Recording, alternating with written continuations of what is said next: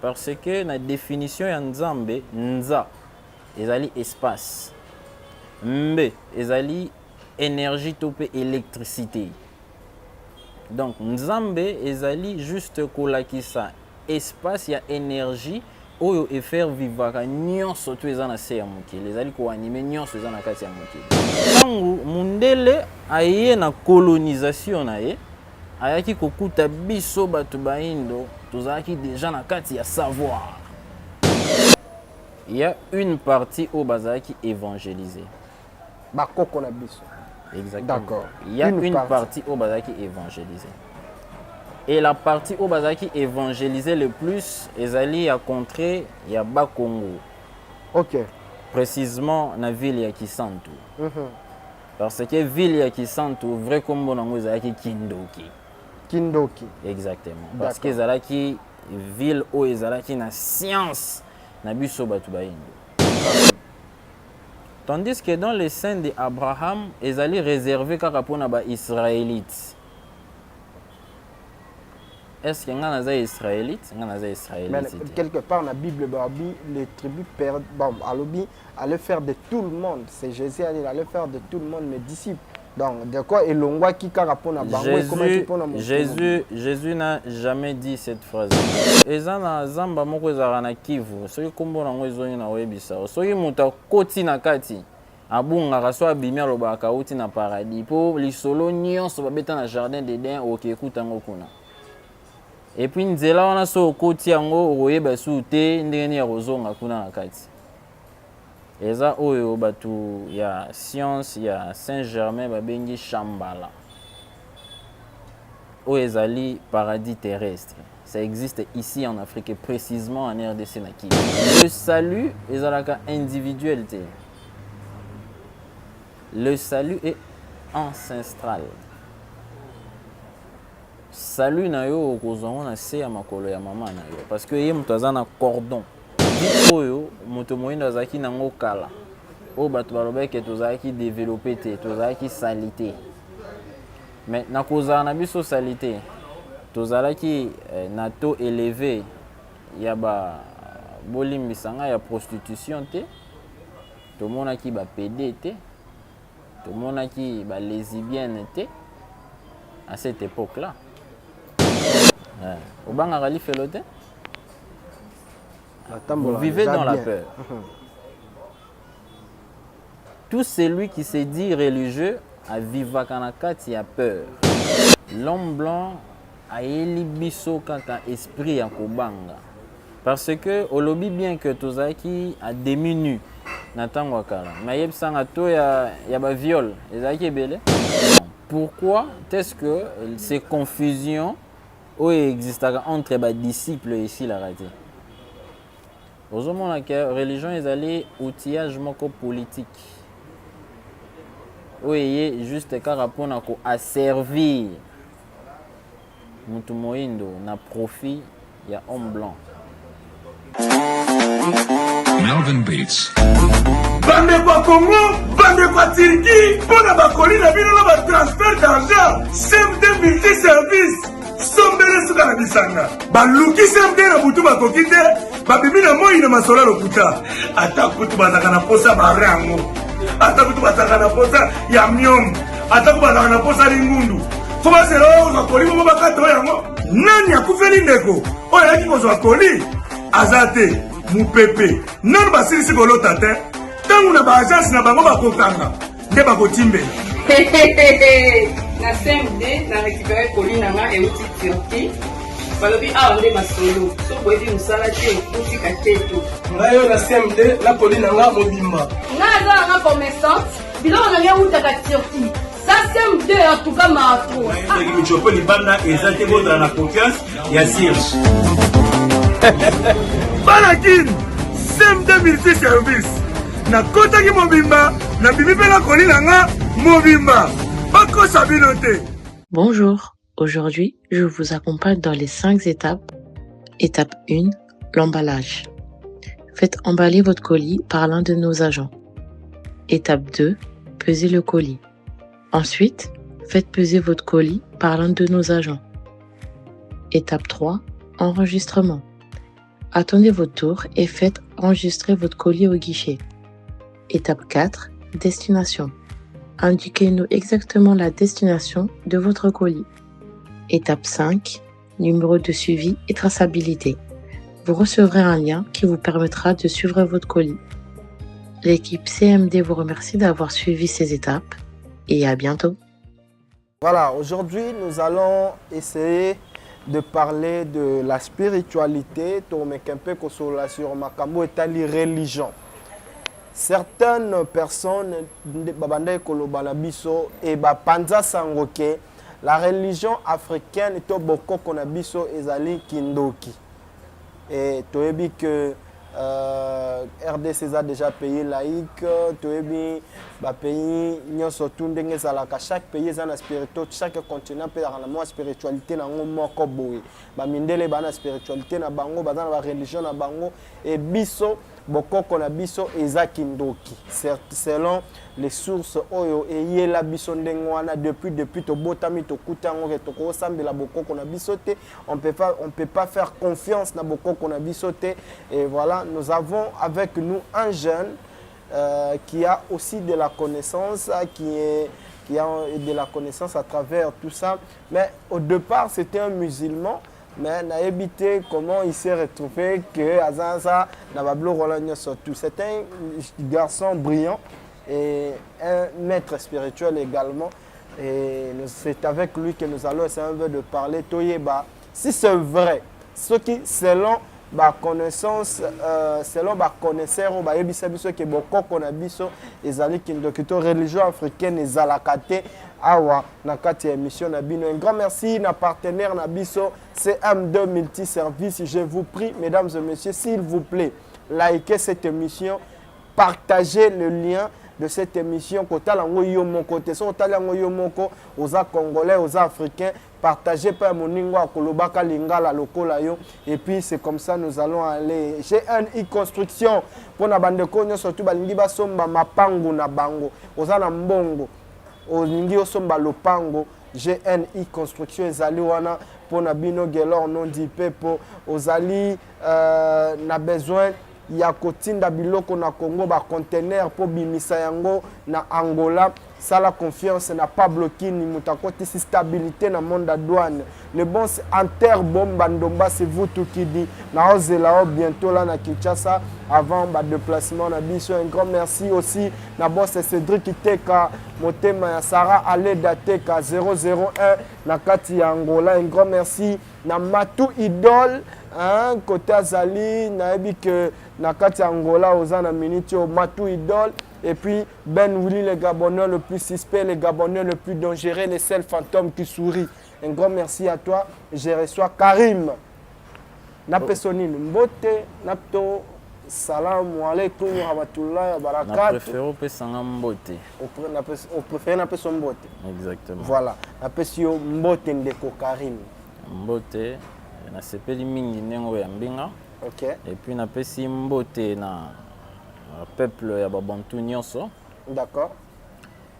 Pour le début, nous expliqué qu'est-ce qui a fait en sorte que naza liboso ya lingi oyo. Problème te Toroya na maleme na pesa ki na Mbote. Exactement. Voilà. Na pesa ki na Mbote j'ose croire que barolia lelo bien par rapport à ma comtoso là parce que déjà na no sakango et bato misusu ba komi curieux déjà koyoka makamni nango yo jeune boy oya koloba na plateau bi na Afrique to mesana te bana mike bazama ele makasi on ramona wasandoki to mesala bongo te kindokeza science exactement voilà aux à l'aise na français to lingala. Bon, on a ça d'une façon à ce que Moutonio surtout s'est retrouvé. D'accord, voilà. Tokene na lingala na français donc tous à bilingue. Exactement. OK, voilà. Le choix est clair. Karim, pour une petite présentation aux Annan. Naza Maître Karim, sachant Bantou. Maître Karim, sachant Bantou. Sachant Bantou. Oui. Okay. Sachant Ezali Moutou Azoko posséder savoir, Boyebi. Parce que vous voyez dans la Bible, Baloba, que quand Adam a mangé de l'arbre de la connaissance, hein, Ezali Moutou Oyayebi, tant que Adam a mangé de l'arbre de la connaissance. Et cette connaissance, ce n'est pas la forme, mais qui sur le plan parabole. Aujourd'hui, il y a une réalité que salima na ba planète surtout, il y a un changement à air. Ok. Air de poisson et ciel qui si côté dans air et verso. C'est pour cela que si je ne me trompe pas, c'est un mois d'avril, hein, poisson d'avril. D'accord. Un jour de mensonge tout ça. Bon. Il y a un qui que colon nde bayelaki biso réalité wana ya ba religion oyo induire ba peuple ebele na kati ya erreur. Mais si je suis là aujourd'hui, ezate pona condamner ba religion. D'accord. Mais nalingi na ramener bandeko nanga nyonso tout na réalité où il est certain, peu clair. D'accord, voilà. Merci beaucoup, tu vas comprendre. Mais na lobi na pesa salam oboyi. Olingi na pesa yo mbote comme un vrai bantou. Mais combo na yo déjà de son départ, ils ont lingala te, ils ont Karim. Karim ils ont déjà en arabe. Exactement. Na bandeli yo moko isolo bakiango, oyebaki nga musulman. Mais lelo na ebite so toza. Oyebite so ki naza. Yango wana ezali tina o nga na yeli awa pona kopesa explication. Le nom Karim est fausse identité. So dans le bango bongo. Comment ça? Parce que zatan o yamba ki religion on ande ba pesa. Exactement. Parce que les alliés religion issue na population mususu. Na un certain nombre de gens au bazali ba arabe. Tandis que biso toza ba bantu. Ba israélite noir pur au balobel na kati ya Bible nde biso les bantu. Biso toza na kati ya Afrique centrale. OK. Dans chaque domaine, essengel na mutu azana identification. Parce que le Dieu Allah, bon, aza Dieu te, mais aza manifestation. Parce que boebi kombo ya Nzambe, kombo wana ezali ndenge moko te na Dieu. Parce que na définition ya Nzambe, Nza ezali espace.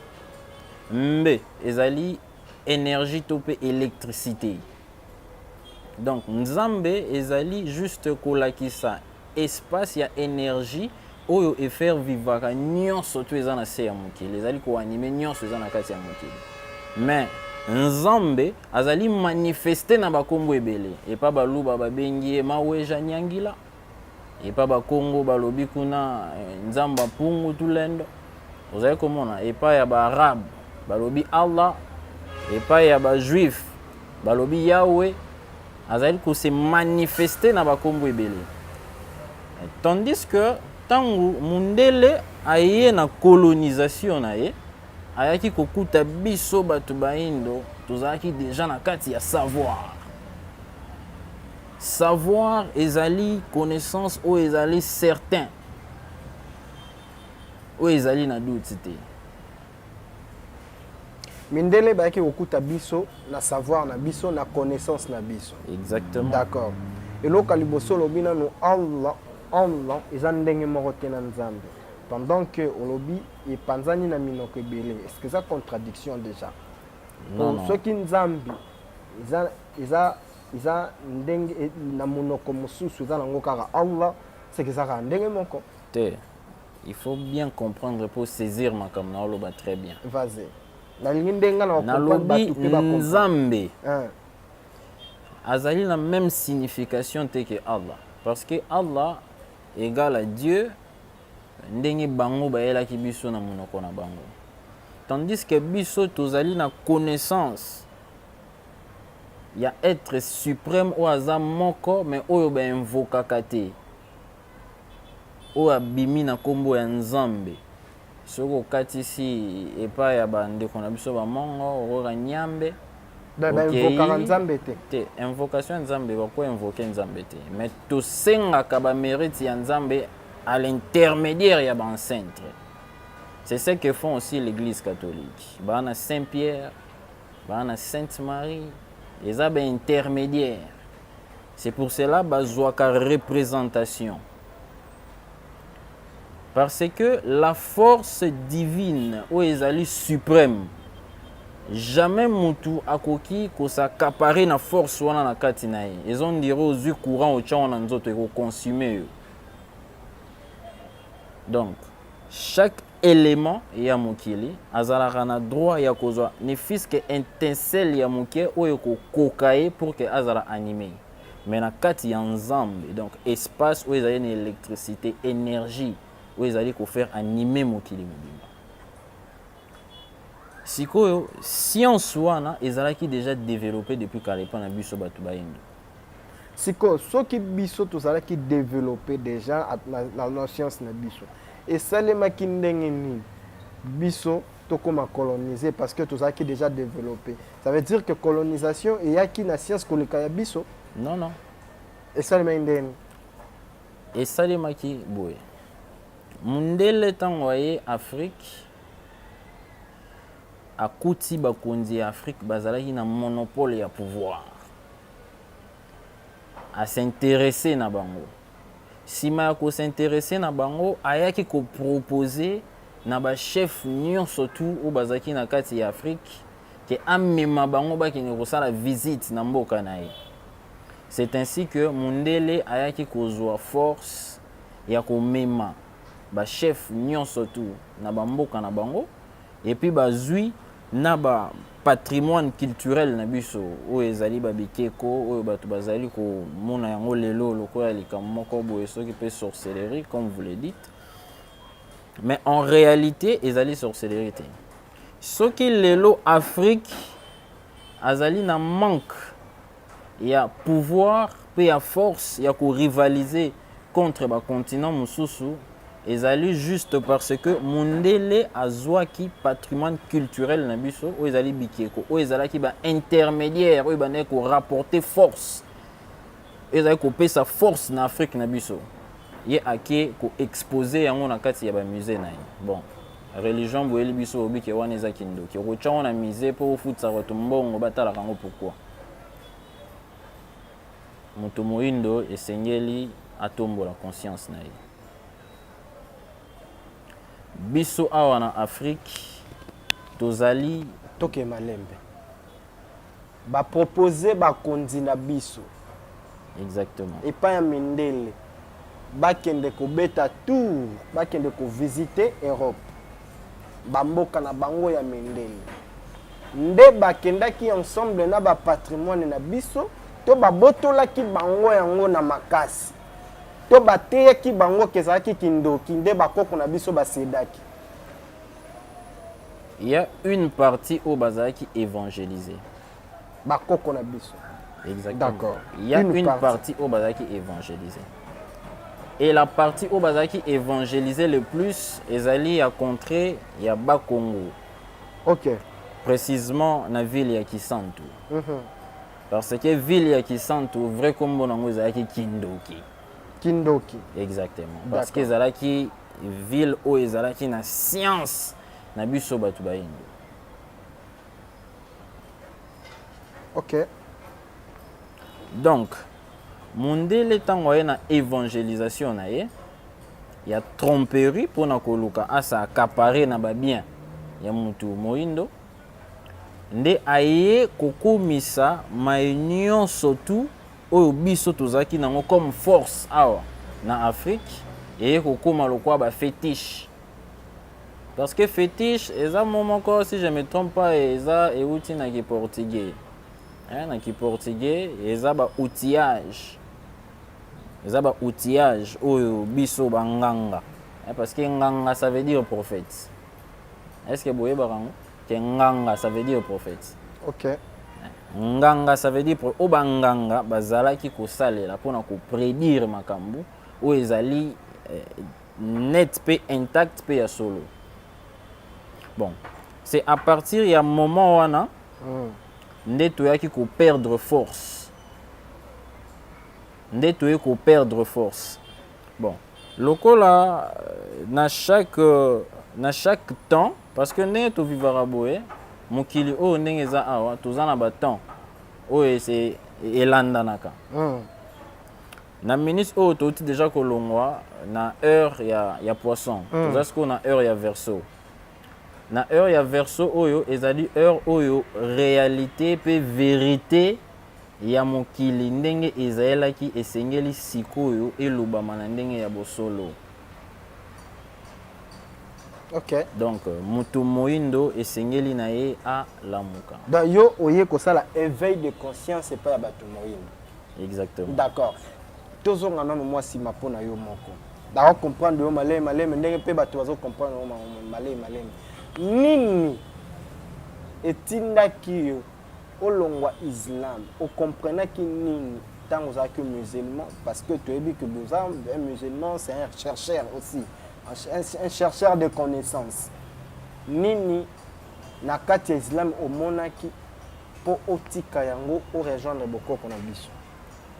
Bon, déjà na kati ya ba religion nyonso soki tobi to banda kotanga makomi tokomona ke ba religion nyonso to bazaka na centre kaka moko. Abraham. Ok. Bango nyonso to baza na centre za kaka moko. Mais tandis que na kati ya tradition na biso africaine. Même les bouddhistes aussi, Abraham Pega. Te, nabi les deux religions ezali Islam na christianisme. D'accord. Oui. Parce que il y a certaines deti tozu lokola ba bouddhisme eza ba voie spirituelle. Donc ba deux religions wana majeures ezali ko dominer plus awa na kati ya Afrique. Baza kaka na ancêtre moko o ezali Abraham. Tandis que dans les scènes d'Abraham, ils allaient réserver pour les Israélites. Est-ce qu'il y a des Israélites? Mais quelque part dans la Bible, les tribus allaient faire de tout le monde. C'est Jésus allait faire de tout le monde mes disciples. Donc, de quoi et l'on voit qui carapone à Jésus n'a jamais dit cette phrase-là. Il faut bien dire que c'est l'usurpateur de Paul. Paul Jésus. C'était le message. Non. Jésus a été envoyé pour les brebis perdues de la maison d'Israël.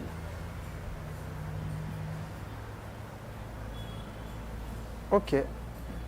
Salut et avec individualité. Salut et à un niveau à Moutolou. Parce que Moutolou n'est pas sarabus au salut. Comment ça va les saluer est individuel?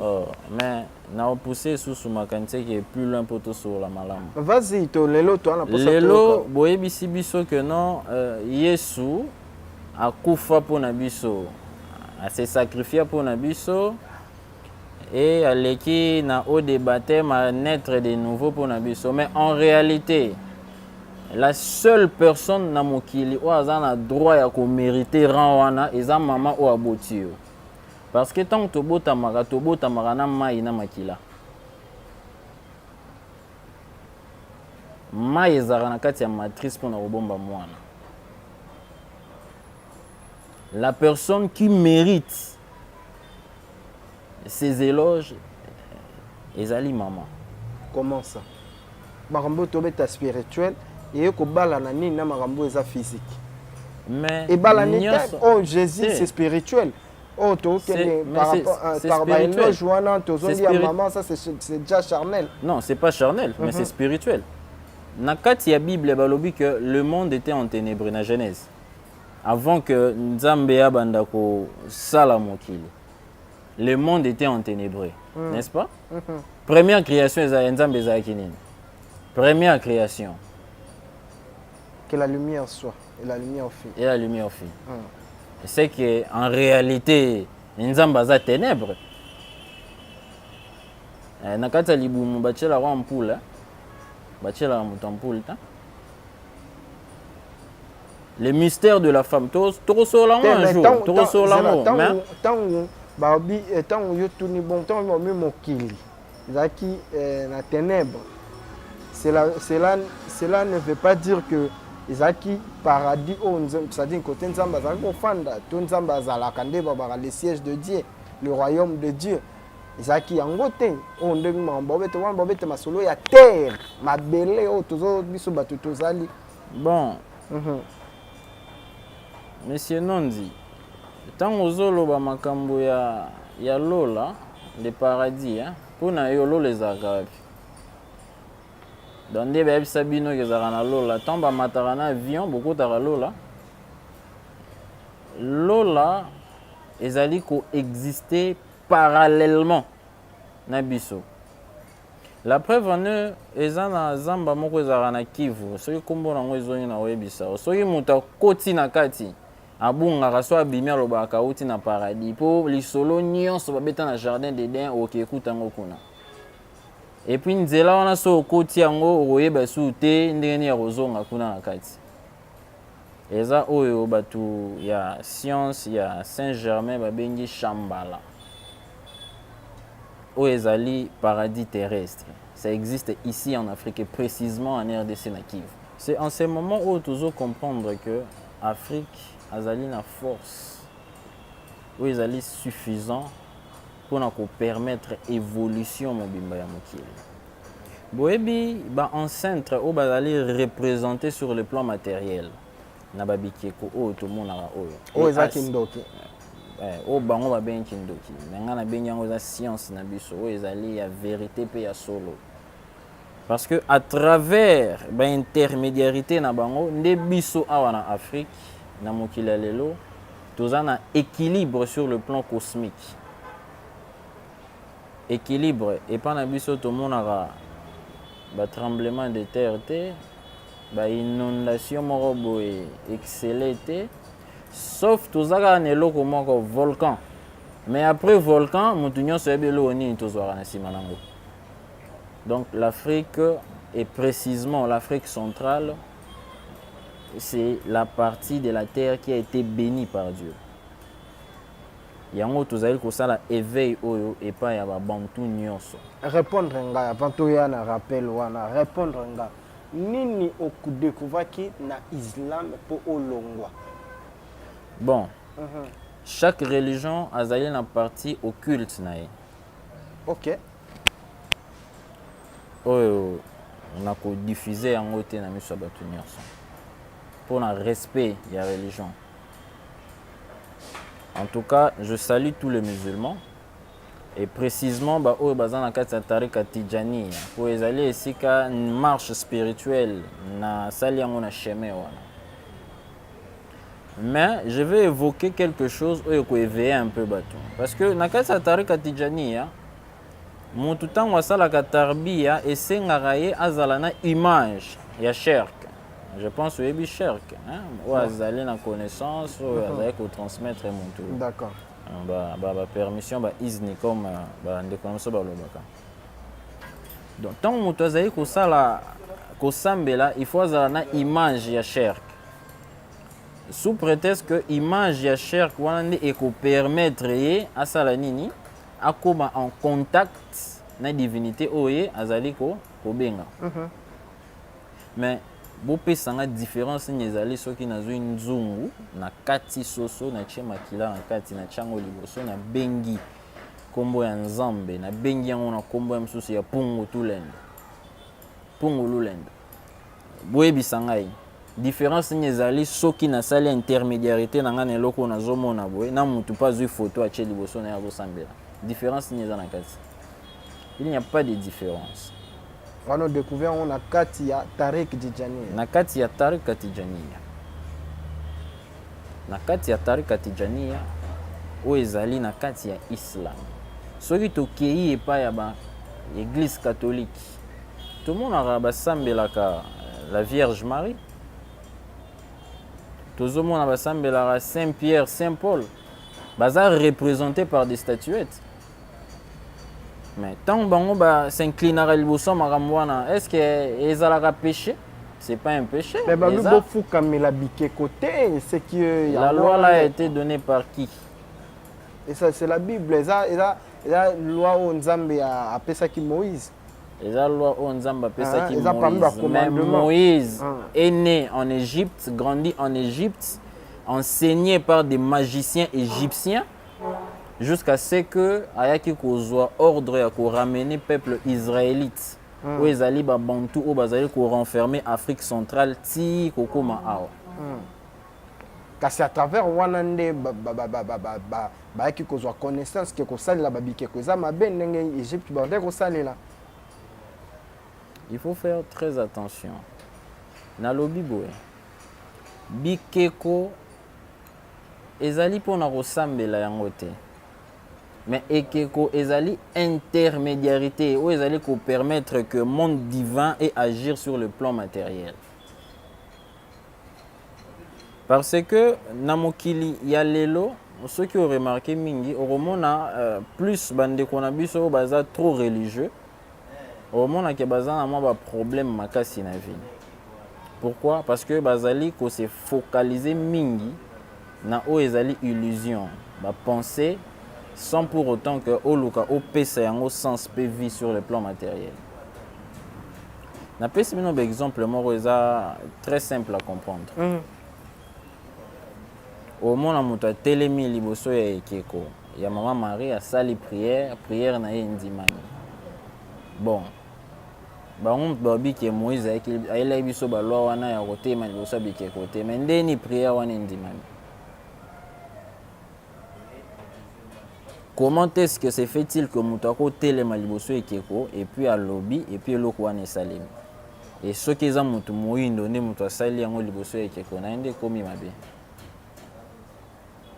Aujourd'hui, bokende na cathédrale centrale ya France, ezali na Paris. Na kati boromona ke ba adoraka Maman Marie moko azali tout noir. Prix de l'Afrique. Un Maman Marie tout noir. Aujourd'hui, histoire il y a Jésus. Na histoire il y a Horus. Na Égypte antique. Au monde en identique. Ce sont deux points par lesquels Oezali ko permettre que lelo moto moindo atombo la conscience naie. Parce que biso ndenge tozali awa ba africain tozo posséder nano molécule de la vie Oezali mélanine. Na bandi ko ebi mélanine. Ouais, très bien. Mélanine ezali molécule o esala que moto azala na peau foncée. Automatiquement motu nyon surtout au hasard na mélanine glande pinéale na et fonctionnaka très calmement et très bien. La glande pinéale ezali o batmoso ba bengi troisième œil. Ezali moi petite boule o recevaka énergie solaire. À partir ya mutu eza centré représenté na casquette ya mbunzu. Ya on bengi glande pinéale. C'est pour cela mon la raso ba esibino que mu lili ekoti bato bangi balala basengaka moto so yanga lala aboma mwinda parce que soko bomi mwinda te glande pinéale na yo akobanda koluka enregistrer énergie ya lumière où ezali ko frapper et puis au moment que ba sommeil na yo eroza malamu te parce que glande pinéale na yo oza toujours en train de fonctionner na butu pona kolala il faut ko boma mwinda pour que glande pinéale azwa temps na ya repos peut agir dans l'occulte. Nakati obscurité.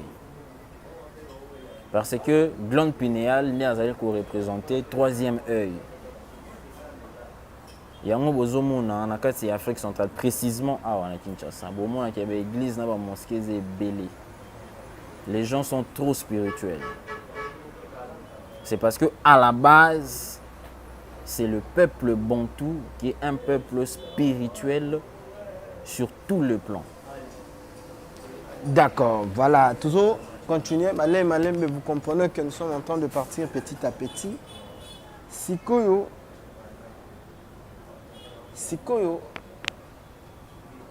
Karim. Oza combo islamique, mais malgré tout maintenir en outil les lots. Combo nous ya beaucoup ça. Kabongo Mena, les sachants bantou. Kabongo Mena. Beaucoup nous tcheta to benga oka kabongo maramoko. Eza identité. C'est une identité, mais une fausse identité. Au moni, ba religion, j'ai bien dit dès le départ, ba religion oyo, ezali ba religion moko eza mabete.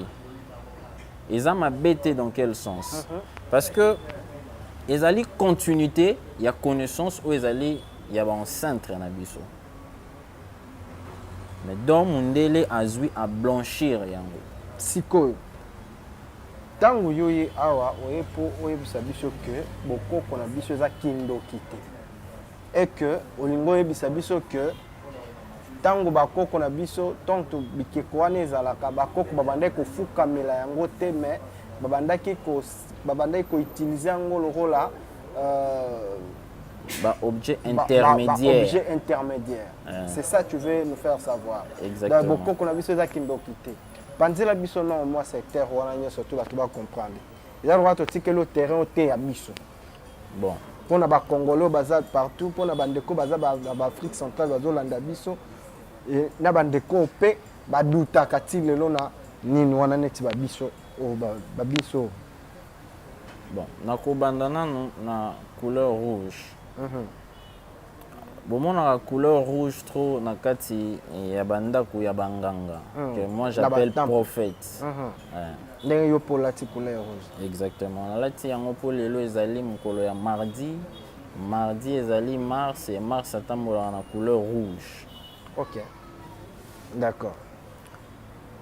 Bon, centre na biso soki bo se renseigner très bien na royaume Congo ba koyebisa bino ke tobandaki kaka kosambela le mercredi et le mercredi ezali rattaché na planète Mercure au Mercure ezali na rouge babenga yango rouge Bordeaux. Et cette présentation ezalaki présentée na kati ya ba temple occulte nyonso ya ba africain. Et déjà pour le savoir, le rouge est la couleur et la vie. OK. Rouge couleur et la vie. Et la couleur et la vie. Bon pembe. Pembe est la couleur et la fond. Pembe est la couleur et la fond. Parce que na pembe rocha noir. Yebisanga couleur est la ka moko est noir. Pour na noir à terre roche rouge. Et au la noir. Il n'y en a qu'une seule couleur, les noir. C'est la couleur initiale. Oui, bimisi ba fond nyonso na kati. Rouge pèse à fond. Mais rouge ezali fond. Ezali vie. Vie est à fond. Parce que vie okoki ko superposer biloko likolo ya vie.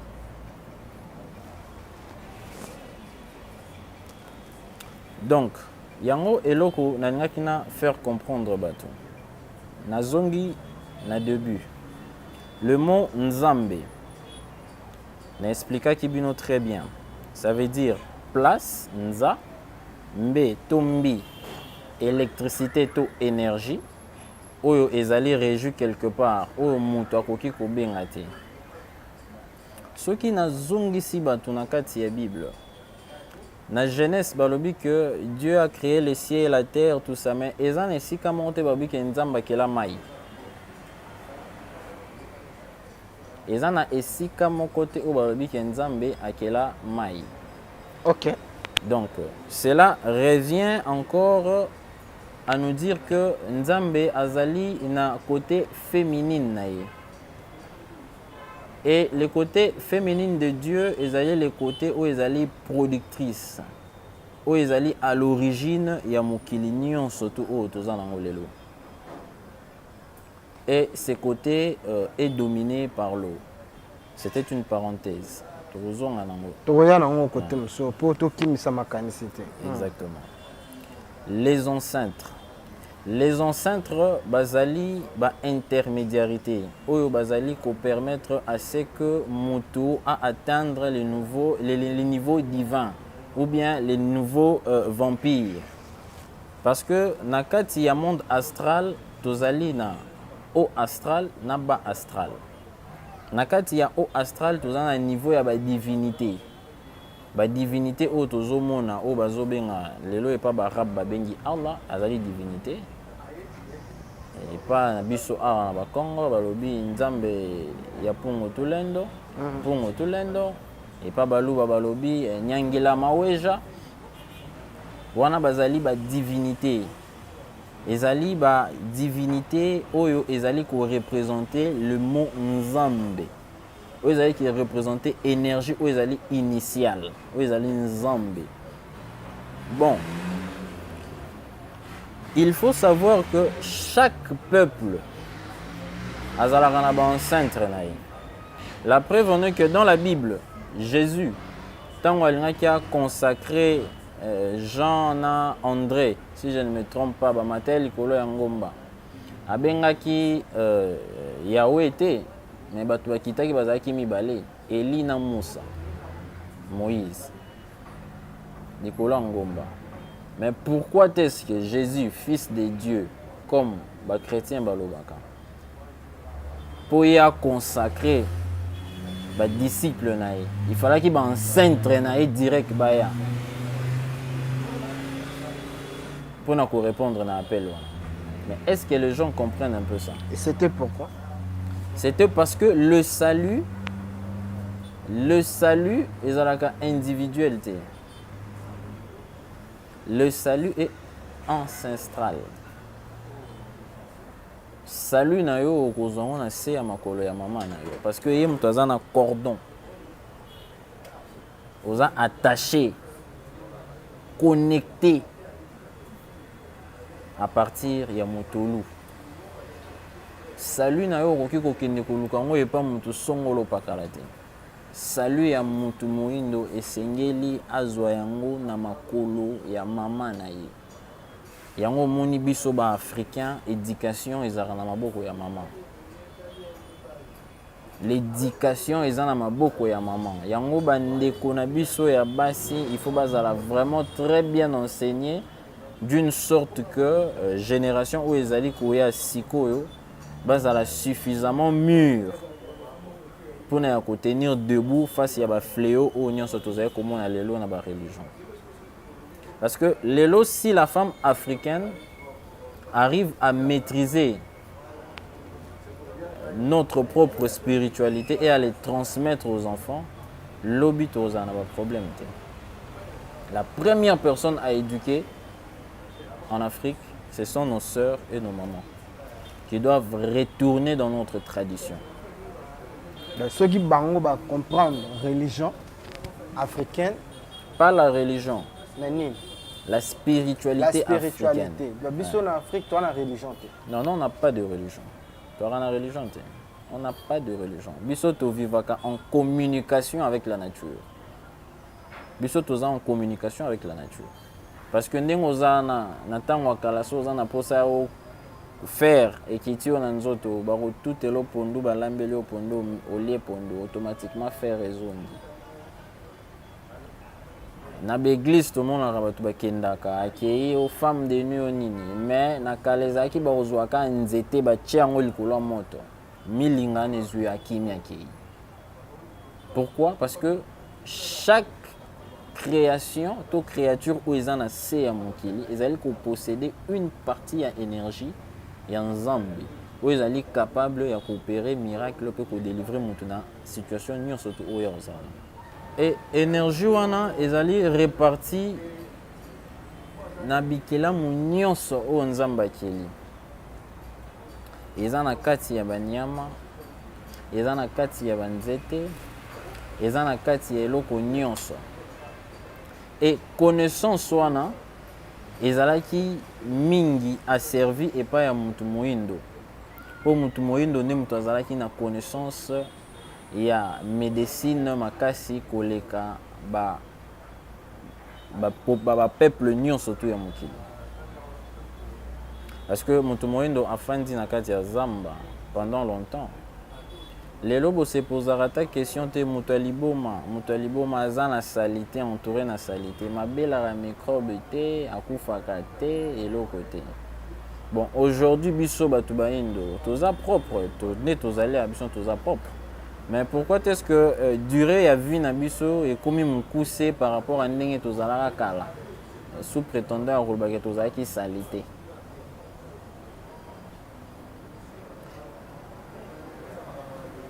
Force ya mutu moindo efandi na kati ya lolemo. Lolemo comment?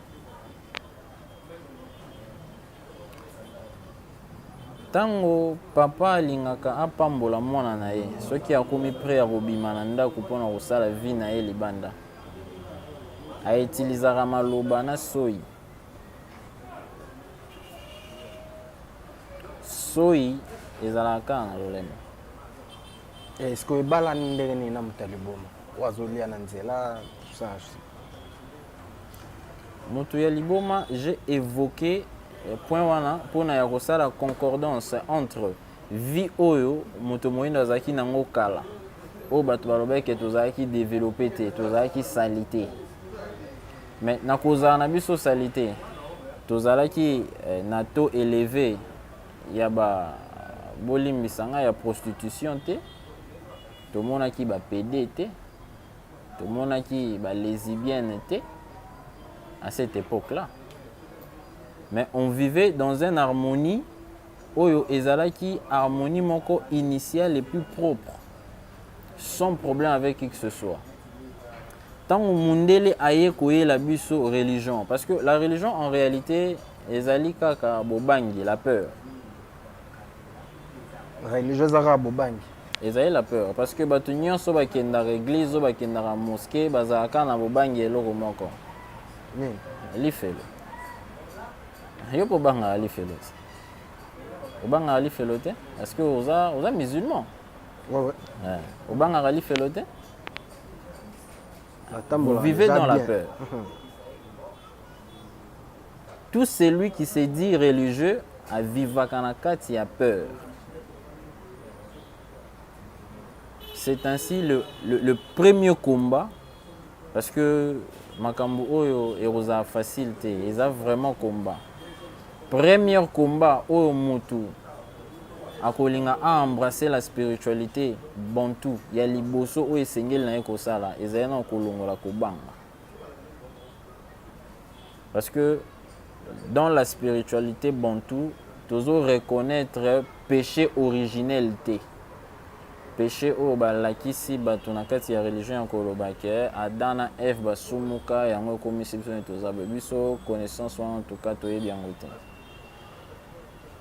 Ok. Est-ce que bino boyebi nini? Lisumu nini bino boyebi? Toyebi péché te. Bino bo lisumu ezalaka te mpona bino? Te, lisumu ezali te. C'est quoi ça? Péché eza nini? Oko expliquer ngai parce que nazo comprendre pe mo yango te. Péché eza nini? Lisumu ezali oyo nyonso to nzambe apekisi na kati ya bacommandement na ye yango wana lisumu. Na kati ya bacommandement na ye. Nzambe oyo ye apekisi na kati ya bacommandement na ye. Ye moko moto akomelaki bino. Ayebisi bino ke commandement boya akomeli bino yango. Connaissance oyo oza nango ezalaki transmis à travers une autre personne, n'est-ce pas? Non. Sauf que makambo oyebi oyebeli yango ndenge. Ezali kozala connecté na nature. Parce que la nature azali na ba oyo ya ye oyo bazali ba élu pe ba choisir. Mais effectivement à travers nature wana je pense que biso tout oyebi que le 10 commandements ezalaki révélé par Moïse. Nzambe apesaki yango Moïse oyo azali mpe parmi baancetre na biso. Nzambe mpe apesaki yango Moïse et lolenge moko bapesaki ye et lolenge moko yo mpe ntango mosusu nature epesi yo connaissance wana soki otangi te epai ya bato. Question ezali ya kotanga te. Mais question ezali nanu ya liboso ya kolongola bobangi, la peur. Parce que quand il y a des commandements, c'est qu'il y a une peur à l'intérieur. Question ezali ya kotanga te. Question ezali nanu ya kolongola bobangi. Yo ndongo ozana so olandi mwasi ya bato. Est-ce que zenga so olalani na mwasi ya moto? C'est que ezali lisumu. Bon, na retourne aussi aux questions. Makambo ya kolala mwasi ya moto. Ba excusez biso pour na ba terme. Makambo wana ezalaka interdit et pas ba enceinte na biso bien avant que boyamba ata ba commandement ba mindele bayela biso. Mais les interdits wana nde yango wana ba loi te. Pour wana to tsanga na français. Les interdits wana ko mitindo wana ba pesa biso yango wana nde ba loi. Mais est-ce que ça yango c'est que ça ko banga pe na kati? Te ezali ko banga te na sens ya respect. également ndenge moko baloi mpenza mpenga na kati ya respect baobiko Non, les lois n'ont pas été transmises qu'à Moïse parce que biso tozalaki awa tozalaki déjà bien civilisé. Mondele yako okuta biso awa tozalaki ba idiote. Tozalaki déjà civilisé. Tozalaki na un caractère na biso ezali précis. bozotambola bolumbu bamapute bamama bazalaki kaka mwa eloko mo bakangi awa mais koto to eza Bon, te ezalaki bien sûr tout ça mondele aye quand même na civilisation lelo olati chemise olati pantalon olati sandale mais azui na coton. lunette lisusu Azui coton. bozalaki na connaissance ya kosala yango te quand même Soki faudra tozalaki remercier quand même so- mpe bandeko bayeli bino makambo ya bien Non. Soki bango mutu bayelaki biso elamba. Le roi Makoko abandait ko s'habiller ndenge nini. Il avait un pagne, non? Et qui faisait ces pagnes-là? Nani abando sala liputa au roi Makoko abandait ko lata.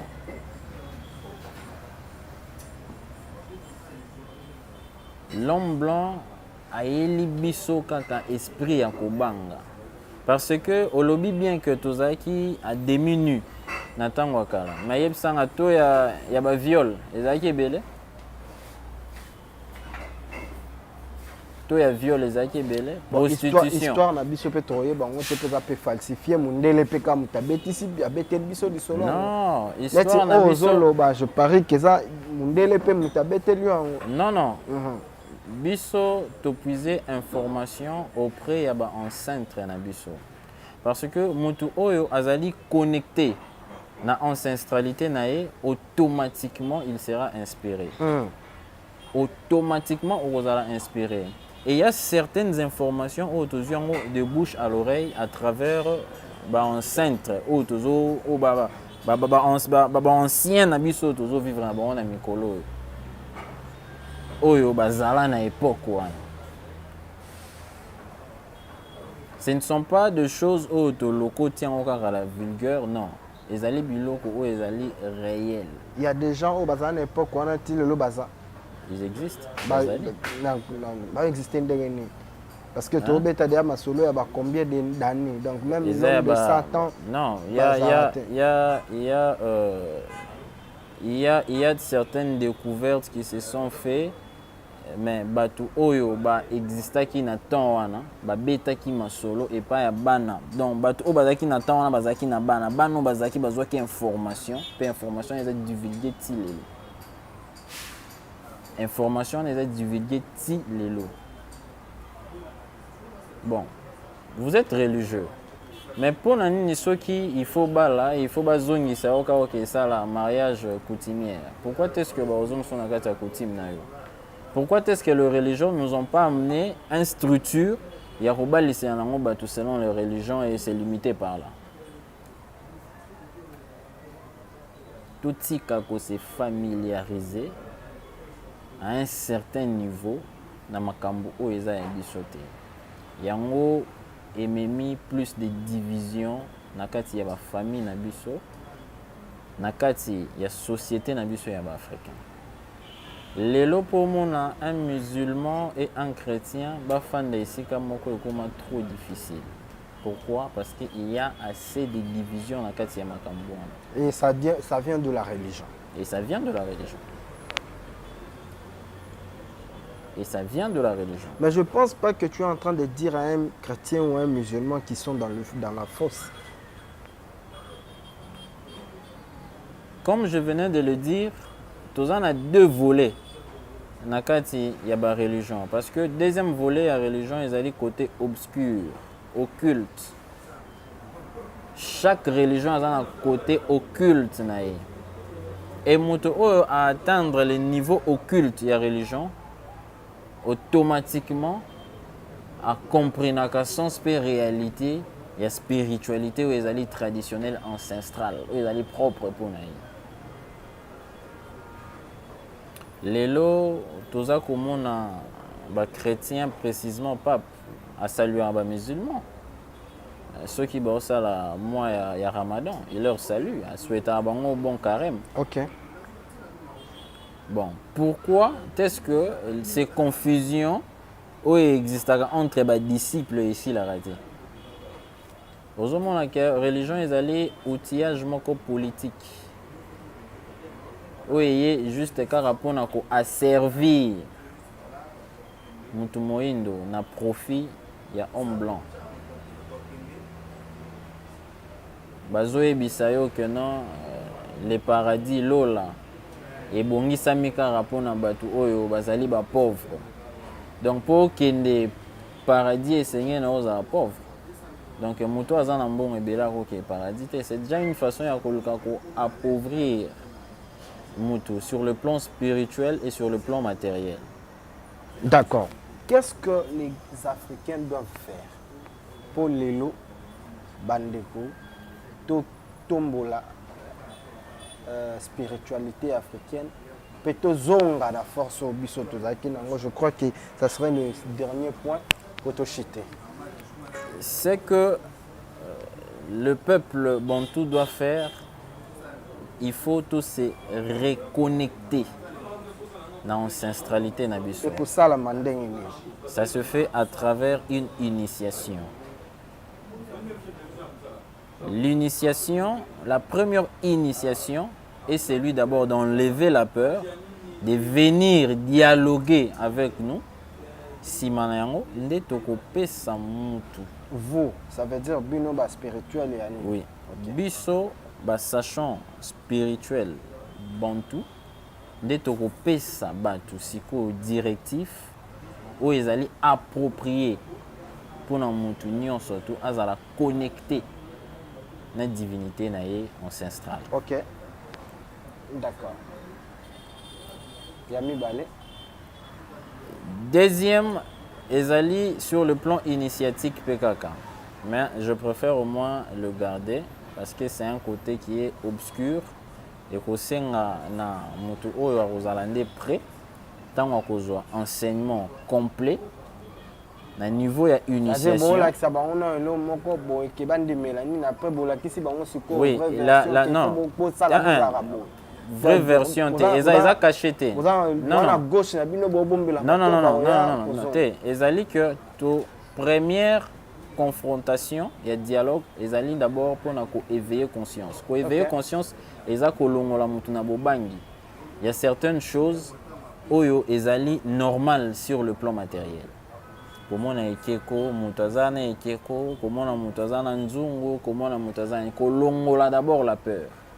Et dans le deuxième niveau, c'est la initiation et permettre en contact direct en centre où on servir d'intermédiaire entre les divinités et humains sur le plan matériel. Parce que Tariq Tijaniya azali na silsila na ye. Donc silsila ezali chaîne au bango ba simba maka. Vous comprenez, les ali chaîne au bango ba simba maka. Wana ezali Tariq Tijaniya, wana ezali ya ba musulman, mais wana ezali koloba o ezali spiritualité ya ba bantu. D'accord. Voilà. To comme na biso na suka na ebité soki bandeko ba yoki yo déjà, ils appellent au sali. Est-ce que bandeko bakozwa numéro no ya téléphone, bandeko baza intéressé de partout ou bakoki ko benga yo pour ba koka ko contacter yo moko personnellement? Bon, numéro de téléphone est allé plus 243 89 91 45 007. Plus 243 89 91 45 007. Ezali Karim Mena, les sachants bantou. Je fais appel à batu nyonso tu. Boya kozwa enseignement pe initiation na bino au sein ya organisme na biso o ezali ba bantu biso batu ba hindu pour na kozwa évolution na biso plus rapidement. Et pour être encore plus précis, na roloba boye. Je veux demander à tout le peuple noir et sengel na biso to revendiquer patrimoine culturel na biso oyo ba colonion so ba bombi na kati ya ba musée na bango. Parce que ezali ba divinité oyo ezali ko permettre que tous ala connecter directement na Nzambe. Oyo ezali énergie universelle oyo ezali ko pesa mutu moyindo force pe ezali ko maintenir équilibre cosmique na biso katikati na mabele na biso pe na évolution na biso. Donc esengeli na biso vraiment tozwa eloko wana à cœur et tobunda elongo pour que patrimoine wana ezonga awa na mabele na biso pe tozongela force na biso ya nkoi oyo tozalaki nango depuis kala pe to évoluer malamu. D'accord, merci. On va finir cette émission comme ça. Je dis un grand merci à Bandéouya surtout. Mais avant tout aussi, il est ça. Et là, moi, il y a un rappel. L'artiste na biso ba robeta ba concert le 24. Neti Ferrego la beta na stade de Martyr. Dès qu'on a biso Roger Baka. Oui, Roger Baka là. Roger Baka. Oui, dans sa interprétation va film mais avec il y a un film nigérien. OK. À peine église pasteur Roger Baka dans l'église même. Après ça qui prophétie, Zambala qui ça qui est que concert ya Ferré bana ba okufa. Et que batu ba okufa belé makili retard. Mais concert ici il y a eu aucun mois na ndenga concert. Bon. Est-ce que prophétie pe koki sama pete to yende muto walukia nde sika likambo ekokwea. Bango moko balobi na kati ya Bible que na temps de la fin il y aura des faux prophètes. Mais malheureusement batu oyo bayaki ko expliquer Bible ba kokaki ko limbola ba parabole christique oyo ezaki na kati te. On a chaque temps le temps de poisson et aussi la sikoto koti na kati il y a ère du verseau. Donc c'est un monde qui vient d'être enterré. Donc tu as déjà assister à la fin du monde moro quelconque. Automatiquement ces prophéties là elles qui faites pour na bango. Parce que un ganga, quelqu'un qui est voyant, un prophète, oyo a prophétisaka. Et sengeli na ye azala na esprit à discernement. Sans discernement, yeba que prophétie na yo, tout message na yo, et qu'on taper à côté. Et voilà, ce qui est plus clair. L'ère du poisson vient à peine de finir, qui veut dire mokili ya lokuta et uti kosila. Et na kosila nango bisote nde mutu tokoloba. Mais univers, nature, ye mutu akobimisela biso batu nyonso to bazalaki ya lokuta ndenge message christique elekana depuis kala o bango mo batanga na kati ya Bible ndenge ko rattraper bango tout ce temps. Dans la minute où tu communes à temps, il y a vérité. Il y a vérité. Ok, d'accord. Voilà, mesdames et messieurs, ça n'est fini. Bilo pour boire à rabat tout. Non. C'est bon. Hein? Non. D'accord. Si quand on a boire, on a remercié Bandegonia surtout, Balingara Nondi premier, Djibril Ndombe Casimiro. Un grand merci Nayo, Motema Nathalie Ndombe. Un grand merci à Pablo Kini, véritable déclarant. Et un grand merci à Nondi Family Mobimba. Omar Bouddha, très puissant. Un grand merci à Sam Koukou, le nécessaire. Un grand merci à Aristote, Only ingénieur. Et puis le juridique Chris Mukendi. Voilà, Bazali, Nondi Family. Un grand merci à Bandeko, Toupé Balingara Boss, Cédric Teka, $100,000, c'est quoi? Et en terre Bombandomba, c'est encore une fois. Et puis espace Kazi, groupe Kazi, Bandeko Toubalandara Bisso, Boyara, qui ça va divertissement na bino awa moi Laura Mali les salles moi bien restaurant pas bien sali donc voilà tokutani prochainement ciao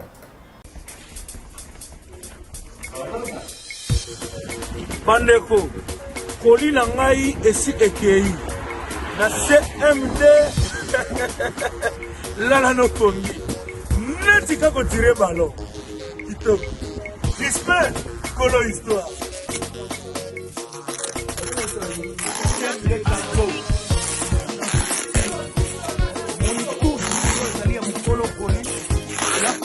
Ngaye déjà départ Colipé ici qui est na CMD course voyageur contre colis nani ngokoma liboso Bandeko na course ya passager na colis est gagné.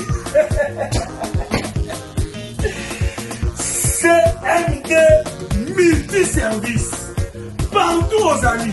import export à partir de la Turquie. CMD service multi service azotinda koli neti jouer à totine bala. Il y a ça ya CMD. Oh kutu kifunda. Oh konita kifunda wewe kobi. CMD na danger. La maison Stelman vous propose des prestations de qualité pour vos gâteaux de mariage, anniversaire ou autres événements. La maison Stelmag vous propose aussi des gâteaux personnalisés pour vos anniversaires ou autres. Contactez-nous au 06 63 30 36 83 ou encore au 07 81 83 15 74.